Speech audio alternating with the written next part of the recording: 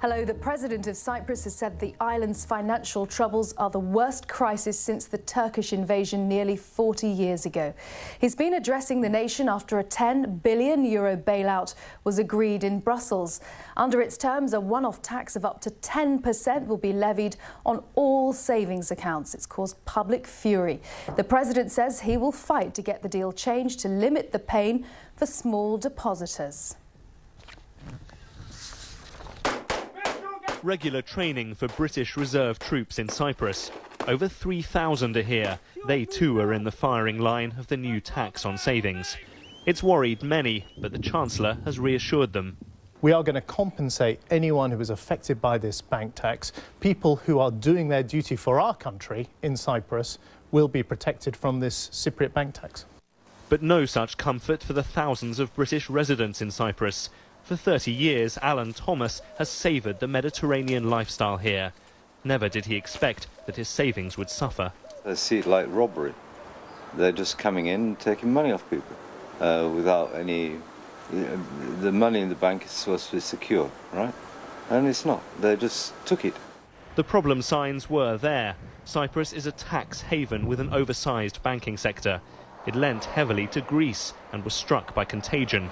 Almost half of the depositors are foreign, and the new bank tax will also hit the money launderers. Tonight, the president made a national address. This was, he said, the lesser of two evils. This solution is certainly not the one we would have wanted, but it is the least painful under the circumstances, because above all, it leaves the operation of this country in our hands. But in the smoky bars of the capital, the anger is bubbling. A tiny Eurozone nation feels blackmailed by the powerful. If we don't accept the tax, that everyone will lose their jobs and there will be a collapse. Tomorrow and after tomorrow it will be a lot of demonstrations in this country, and they don't have the right to take the money from the pocket of the people. Some people have worked for for 20 years, for 30 years, and they have saved their money for their kids, for the future.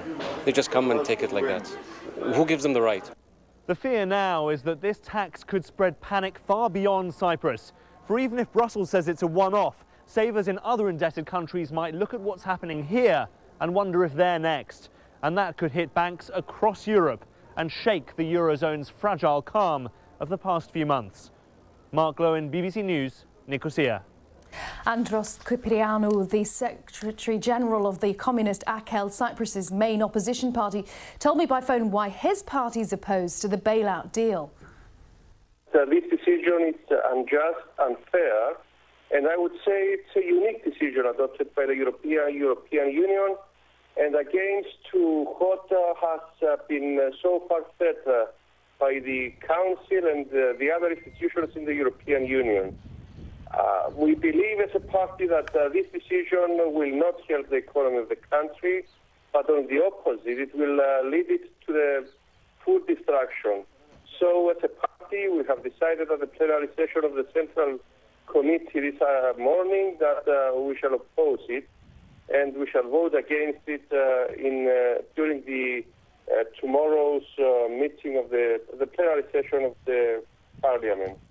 We're going to go back to that story a little later on in this programme, but for now let's turn to events.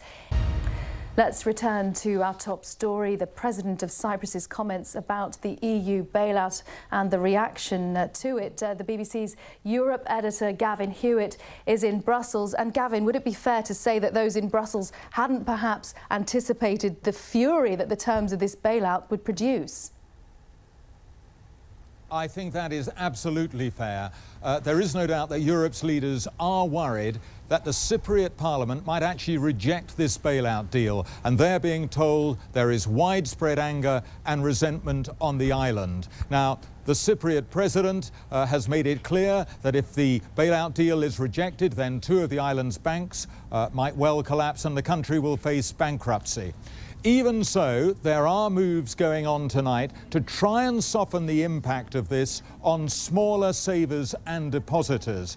And there is a sense elsewhere in Europe that the totality of this package may be unfair. One very senior official has gone out and said, you know, it wasn't ordinary people who were responsible for this crisis. And there are others too, I sense tonight, distancing themselves from a policy that might well be regarded as unfair and might well be rejected. Gavin, Cyprus, such a tiny part of Europe, but once again, people seem to be worried all over again about the Eurozone as a whole.